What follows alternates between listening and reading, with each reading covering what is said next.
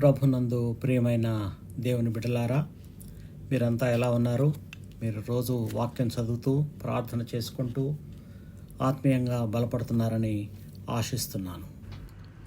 ఈరోజు దేవుడు మనకిస్తున్న దీవెన 121వ సంకీర్తన 8వ వచనము. ఇది మొదలుకొని నిరంతరము నీ రాకపోకల యందు యెహోవా నిన్ను కాపాడును. ఈ వాక్యం ద్వారా దేవుడు మనకి ఏం గుర్తు చేస్తున్నాడంటే, మన జీవితంలో ప్రతి క్షణము కూడా దేవుని రక్షణ మనల్ని ఆవరించి ఉందని గుర్తు చేస్తుంది.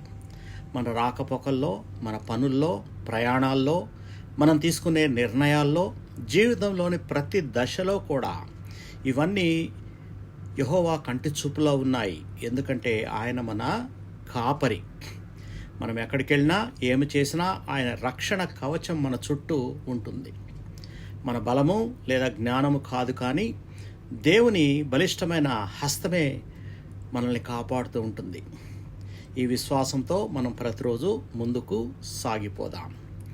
మమ్మల్ని మిక్కిలిగా ప్రేమించిన మా ప్రియ పరలోకపు తండ్రి, మా రాకపోకలన్నిటిలో మమ్మల్ని కాపాడుతున్నందుకు నీకు కృతజ్ఞతాస్తుతులు. మేము వేసే ప్రతి అడుగులోనూ నీ కరుణ, నీ రక్షణ మమ్మల్ని ఆదరించునుగాక. మా మార్గములను మీరే నడిపించండి. మమ్మల్ని చెడు నుంచి దూరంగా ఉంచండి. యేసుక్రీస్తు పరిశుద్ధ నామంలో ప్రార్థించి వేడుకొనుచున్నాము తండ్రి. ఆమేన్, ఆమేన్. మీకెవరికైనా ప్రార్థన అవసరత ఉంటే నా వాట్సాప్ నెంబర్కి మీరు మెసేజ్ చేయండి.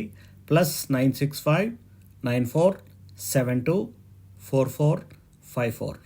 దేవుడు మిమ్మల్ని సమృద్ధిగా ఆశీర్వదించి బలపరచునుగాక. Amen. God bless you all.